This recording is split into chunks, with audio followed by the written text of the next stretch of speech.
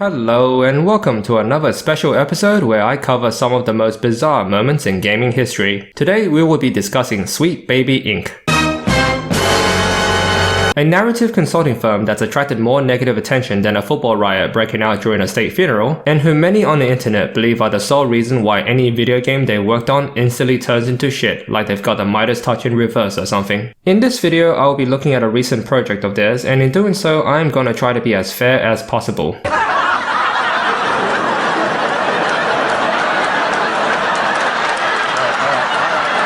Damn it, I said I'll try. But anyways, in case you're somebody who's been in a medical coma over the past decade and have no idea what I'm talking about, Sweet Baby Inc. is a Canadian games consulting company who gets their jollies by lecturing developers on the importance of a racially diverse cast, as well as other things like not over-sectionalizing your characters or pigeonholing them into a specific stereotype. For your convenience, here's the Wikipedia list of all the games that Sweet Baby Inc. has taken credit for over the past 6 years. And for the purposes of this discussion, I will be examining compulsion game South of Midnight. Not because I have any special feelings towards it or anything, but rather because it just happens to be the most recent game I played. And obviously my content is made purely for entertainment, so please don't be a tosser by going out of your way to harass anybody mentioned in this video. With all that out of the way, let's begin with a quick look at compulsion games, which in my opinion is probably one of the most unproductive developers in the entire industry. They've been around since 2009 and in all that time barely managed to cobble together a measly 3 titles over the course of like 15 years. But what's even more unimpressive is the poor quality in their releases, especially when it comes to the technical side of things. Contrast, for instance, was a bare bones platformer with some light puzzles stapled on to thinly pass off as a video game. The level design was less inspiring than an economic lesson from Donald Trump, and the writing made no serious attempt at storytelling, resulting in the whole experience feeling less like a game and more of a 3-hour-long tech demo for the Unreal Engine. We Happy Feet, on the other hand, was a far more ambitious title, promising to tell a dark, dramatic story about surviving a dystopian Britain who surrendered to Germany in an alternate Second World War. Yet despite the interesting premise, what we ultimately ended up with was an unpolished procedurally generated sandbox, crippled by bugs and performance issues, and whose early promises to explore dark mature themes were quickly buried under the parking lot to make way for the bizarrely tone-deaf parade of underwritten characters and overly used Monty Python references. I have a spurious unresearched feeling that a lot of these problems were the result of a flimsy attempt to cover up the developers' complete lack of technical skills. It's like nobody at Compulsion Games could put together an immersive world with engaging questlines, and so the team just relegated the task to procedural generation, resulting in a game that mostly involves faffling about from point A to point B, or how none of the writers knew how to set up a structured plotline and so instead just fed the entire script to a wood chipper, leaving it to the players to do all the heavy lifting. Now I bring all this up not because I'm a spiteful little panda who gets off by relishing other people's failures, but rather because I want to point out the strengths and weaknesses of compulsion games before potentially pinging any unfair blame onto Sweet Baby Inc. for their involvement with South of Midnight, which as most would agree doesn't fall too far from the tree. Reviews coming from both players and major outlets clearly agreed that the gameplay is where the studio had phoned it in and bounced the charges. The combat was a tedious chore that felt tacked on just to pad out the game's runtime, the platforming lacked any sort of meaningful interaction and often devolved to just moving between 2 points, and I swear that either nobody at Compulsion Games understands the first thing about creating puzzles or the entire level design team is staffed by quiet quitters. Of course, as mentioned earlier, these are all familiar problems and thus more likely the result of some hideous genetic disease rather than anything to do with Sweet Baby Inc. So let's instead focus on what we do know that we're involved in, that being the story and the writing, which as a whole doesn't deviate too far from the box factory assembly lines. Teenage girl loses a mom during a freak weather event, discovers she has latent magic powers, time to go out and save the day, all the while learning to use your abilities for sunshine and rainbows, yada yada yada. It's your classic hero's journey story with nothing truly noteworthy to write home about, nor anything so egregious that people will lose their minds over, like say Dragon Age the Veilguard, for example. However, what really caused the writing to feel less absorbent than a tower made out of concrete was the complete absence of meaningful themes. In fact, all the story could do was clumsily reference as many southern folktales as possible while offering no effort to tie into the main plot, and even less to explore their central messages, which shouldn't come as a big surprise I suppose, considering how both Compulsion Games and Sweet Baby Inc. are in Montreal and thus about as familiar with the Deep South as Hollywood is with reality. Yet it is this novice understanding of the source material that's left the overall story feeling shriveled and shaky like a cold day in the locker room. An occasional "do you recognize this?" moment to those who are already familiar with the topic, and just another tedious health bar to chip away for those who are not. You could say that it's my fault for not putting in the work to research any of these folktales before going into the game, but then why the fuck does it always have to be me that does the heavy lifting? And all for what? A story whose main message is trauma is bad?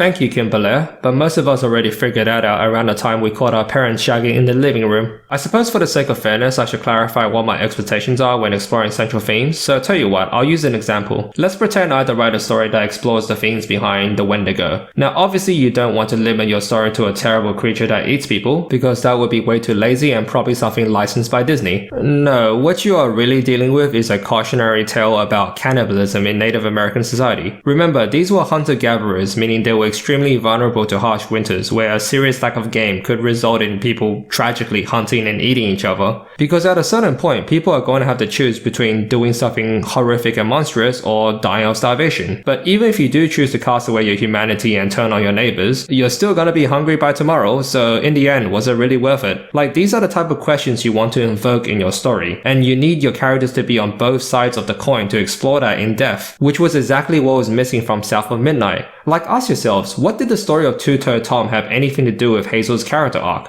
Nothing. In fact, the only folktale that was even loosely connected to Hazel was Hugging Molly, but even that was quickly resolved within a few chapters before the story hurried us along like an overworked carny operating the haunted house ride. On top of all that, we have an extremely poor vehicle for resolving conflicts. You would imagine that a game whose central theme is about dealing with trauma would put a premium on exploring ways to treat it. But no, instead the game just hands us a magic bottle capable of making everyone's problems go away. And this universal fix-all solution really takes away a lot from Hazel's character arc. Because characters are defined by the way they handle conflict. Like, there were so many missed opportunities where the story could have set up a heartfelt conversation between our characters in which they share their past experiences and help each other heal. And frankly, I would have been okay with the whole magic bottle thing if it was used as the final step of the healing process, as opposed to the game's equivalent of the Batman utility belt. But even then, at the very least, try to do something clever with it. Surely you could have framed the bottle as a metaphor for a band-aid solution or something, an item where Hazel would over time come to rely less and less on as she matures into an adult. Like, it's easy to bottle up your feelings, but it's obviously not a healthy solution. And so why not construct a story around this idea, where the moral lesson is that it is better to confront your problems by acknowledging and accepting them before finally learning to let go. Something that could be directly contrasted to the game's primary antagonist, Bunny, who is stuck in an endless cycle of searching for fictional solutions to a problem that no longer can be solved. See how far just a little creativity goes in storytelling? You might say that I'm being way too harsh, and in fairness, you're probably right. After all, most of the people who worked on the story were former employees of Ubisoft, aka the company where creativity goes to be drawn and quartered, but even the most simplest elements of writing felt like a farce. Take for example the dialogue, which is supposedly the most basic tool for establishing relationships in storytelling. Yet in South of Midnight, it is mostly used to just cram in some last minute expository dialogue on the latest plot MacGuffin. And to make matters worse, some of the most important information, like the backstory for Hazel's mother, was communicated through monologues. Like, blimey, talk about a completely wasted opportunity to flush out her character. Like, seriously, was it too much to ask for an organic scene where our characters interact with one another? See, it's stuff like this that makes me wonder if the writers of South of Midnight have ever made contact with another human being. So putting all this together, and what you have is a generic coming-of-age story, one that comes wrapped inside a nice coat of paint, sure, yet peek under the cover and you'll quickly conclude that it's just the usual cinder block nicked from the neighboring construction yard, which of course circles us back to our very first question. That is, was Sweet Baby Inc.'s involvement the sole reason why this game underperformed? In my opinion, no. They were a smaller part of a bigger problem. Yes, you can make a solid case that the cardboard sandwich being passed off as a story did very little to turn heads, but in the end, what really led South of Midnight down the primrose path was its uninspiring gameplay and coma-inducing puzzle design. And when the combined entertainment of your game is roughly that of banging two bricks together, it should come to no surprise that the vast majority of gamers found something better to do with their time and money. Which brings me to what I believe are the root causes of the problem. And I'll start with what I consider to be the more short-term immediate problem, that is Compulsion Games' poor hiring standards. In doing my research for this video, I stumbled across a rather interesting tweet by Grumps claiming that several former ex-developers of Compulsion Games have come forward to speak out against the company for promoting non-qualified staff to leader management positions, resulting in an uncontrolled circus fire. Now, I'm not somebody who takes things at face value, especially if it's on Twitter, so why don't we take a moment to properly verify these claims? Right, so what we have here is South of Midnight's IMDb page. Looking at the list of people leading the project, we have, starting at the top, our voice director, who is mostly known for playing Jar Jar Binks in the Star Wars prequels.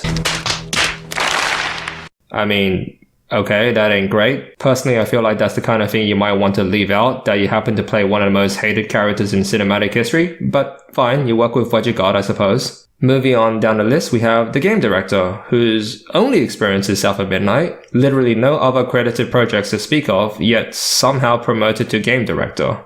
You serious? I mean, okay, that's pretty concerning, but let's continue onwards. We have the creative director, who at the very least has some formal experience, but has also clearly taken a break from the industry for around 2 decades. And I mean, look, you can already piece together a sensible story on why the gameplay and level design turned out to be so shoddy and out of touch, especially when you compare them to some other games of the same genre. Like, neither the creative director nor the game director, but especially the latter, seems like the kind of people one might describe as a leading pioneer of game design. But let's keep going. Writers. Now, this looks like the expected collab between Sweet Baby Inc. and Compulsion Games, which I already talked about in detail, so we can skip on ahead. Okay, let's see here.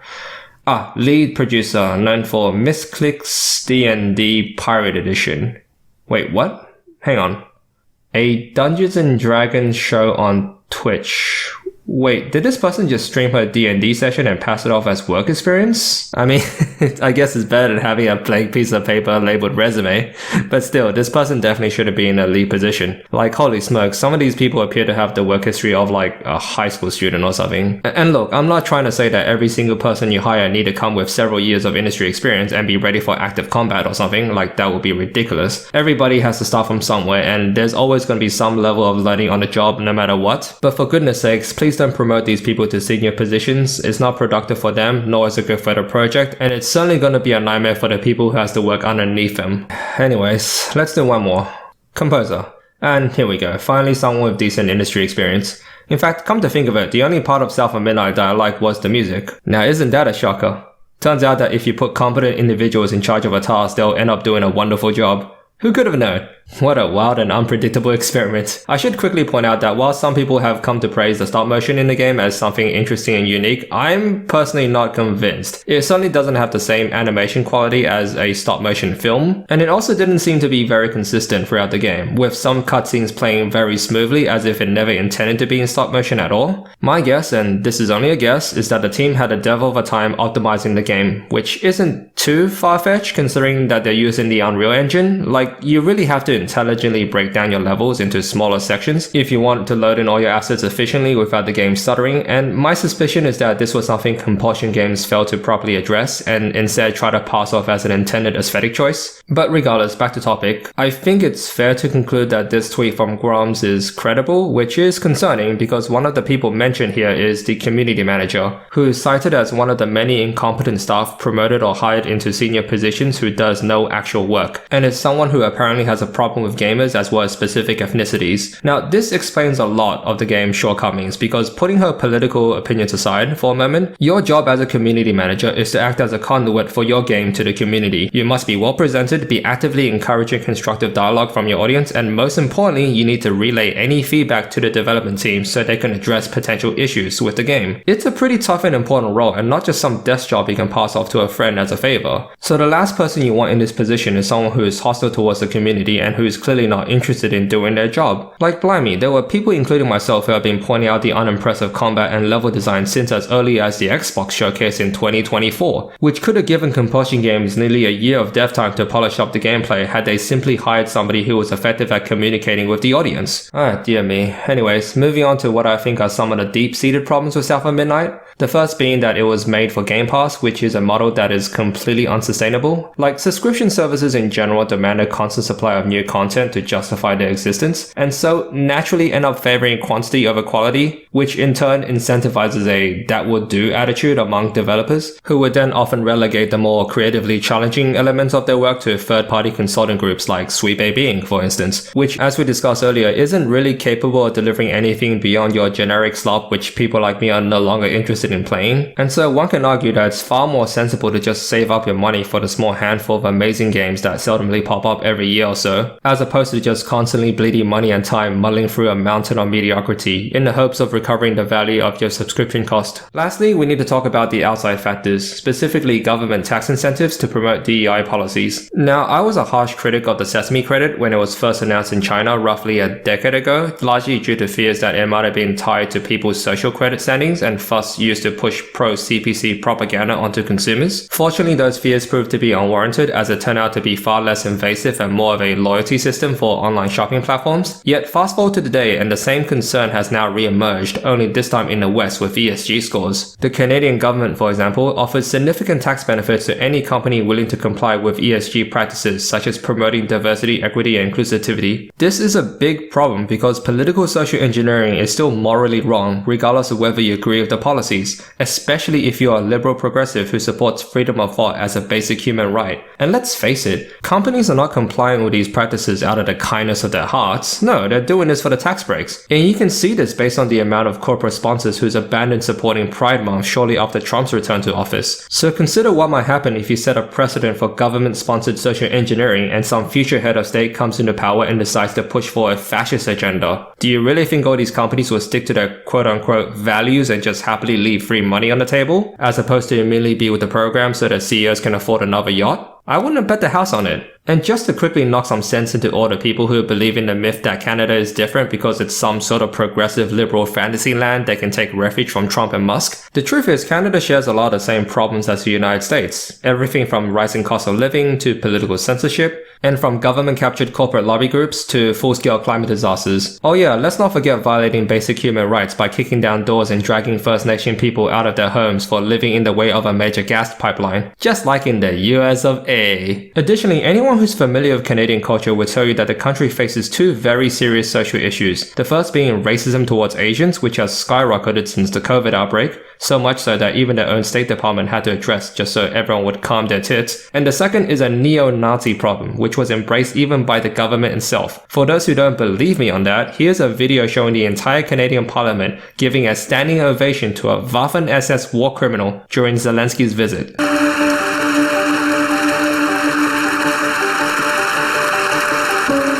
Here in the chamber today, Ukrainian-Canadian war veteran from the Second World War who fought the Ukrainian independence against the Russians and continues to support the troops today, even at his age of 98.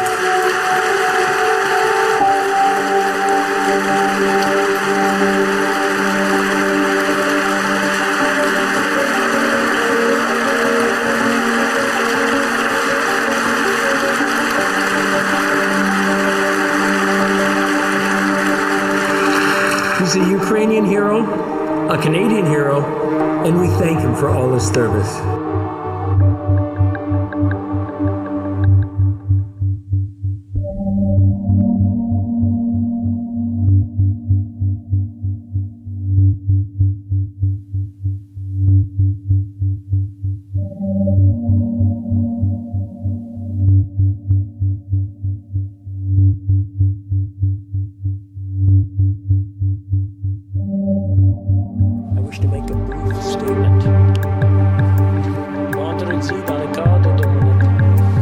Apologize to the House. No one, including you, my fellow parliamentarians, or the Ukraine delegation, was privy to my remarks prior to their delivery.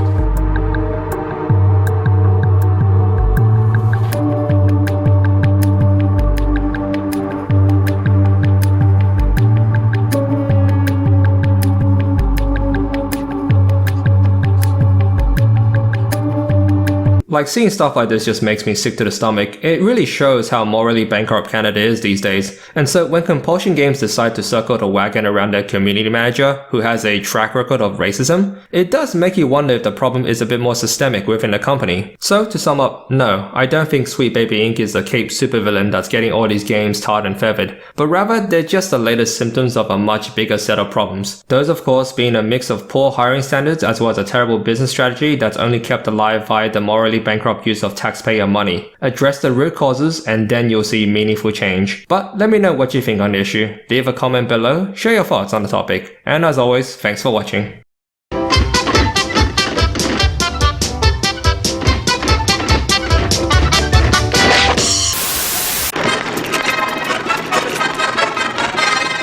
Hell yeah, looks like we all made it. Everybody good on what's about to go down? Cause once we get this puppy into the ground, shit's gonna really hit the... What the... Hey guys. Cloud? Is that you? What's going on? And what are you wearing? It's Claudio now, and this is my new cocktail dress. What the hell are you talking about, man? Come to think of it, Jesse was pretty upset about something the other day. I had a really great time today, Cloud. Meh. Do you wanna come inside and show me how good you are with that sword of yours? Meh. God damn it, brother. Get it together. When did you start thinking this way? You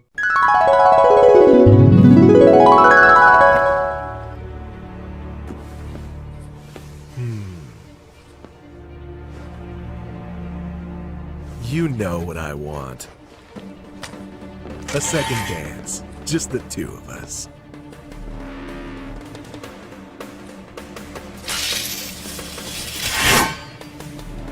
You turned the key. The engine roars with excitement.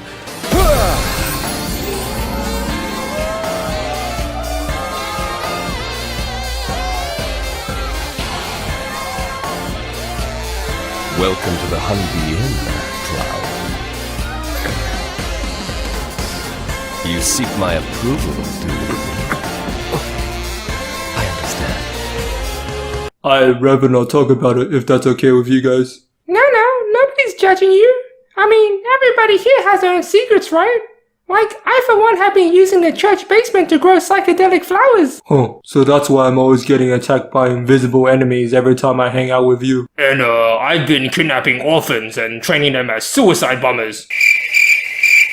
Oh, come on, as if I'm the only one who's been doing that. And as for Tifa?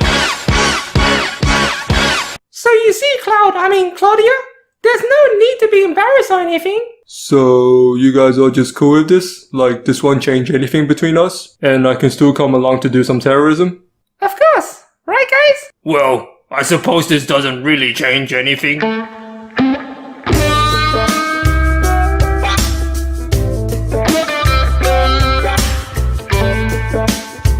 Be still, my beating heart. Aerith is right. I mean, what's a dress or two between friends? Huh. I suppose when comparing to all the societal inequalities, the geopolitical conflicts, and the literal end to the fucking world, all this gender stuff really isn't all that important, and probably not worth making a big deal out of. Exactly. Now what say you about forgetting all this LGBTQIA2S gobbledygook and help us murder more Shinra employees? You said it, Barrett. And this time, I'll drive. That's all, Aerith. Wait, you're not still high right now, are you?